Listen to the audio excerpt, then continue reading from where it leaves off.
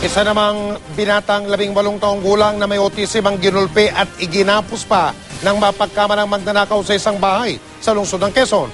Ang depensa ng isa sa mga inireklamo, hindi raw nila alam noong una na may autism ang biktima. Nakatutok si Ian Cruz.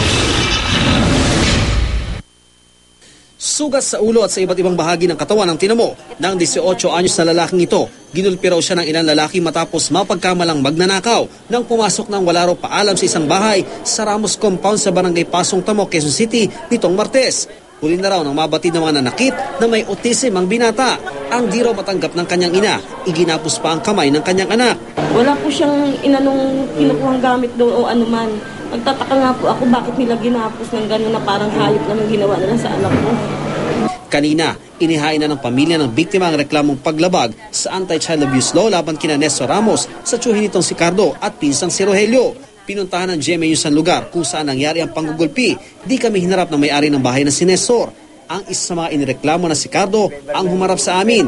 Nakapanik daw sa ikalawang palapag ng bahay ang binata at naghalughog. Nang mahuli daw nila ang binata, nanlaban daw ito at nagtangkang manakit gamit ang MAC. Kaya raw siya napagdiskitahan ng mga dumating na magkakapitbahay. Huli na raw nang may nakapagsabi na may autism ang binata. Totoo rin daw na itinali ang binata para sa kanyang proteksyon. Naawat ko kasi yung mga tao eh. Pag pinabayaan ko ito, pinawalan ko yung tao, tatakbo. Hahabulin ng mga tao yan, baka pagbabato yung pag-aatawin. Dahil ang alam nila, magnanakaw talaga, tumakit ng bahay. Kaya sabi ko, sige, tali nyo na lang para hindi tumakbo. Nung matali na, naawat namin tao.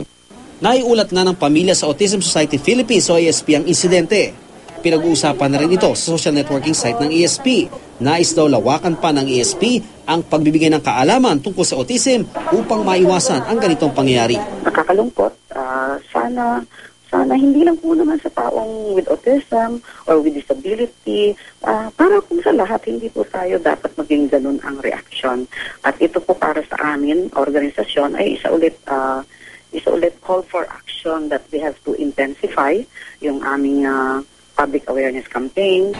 Paalala rin ng Autism Society sa mga magulang o kaanak ng mga batang may autism. Iba yung atensyon at pagbabantay ang kailangan sa kanila. Doon sa mga basang mas nangangailangan ng supervision, talagang kailangan niya na palaging nakabantayan. At doon naman sa mga pwedeng sanay at ipapaliwanag yung mga issues.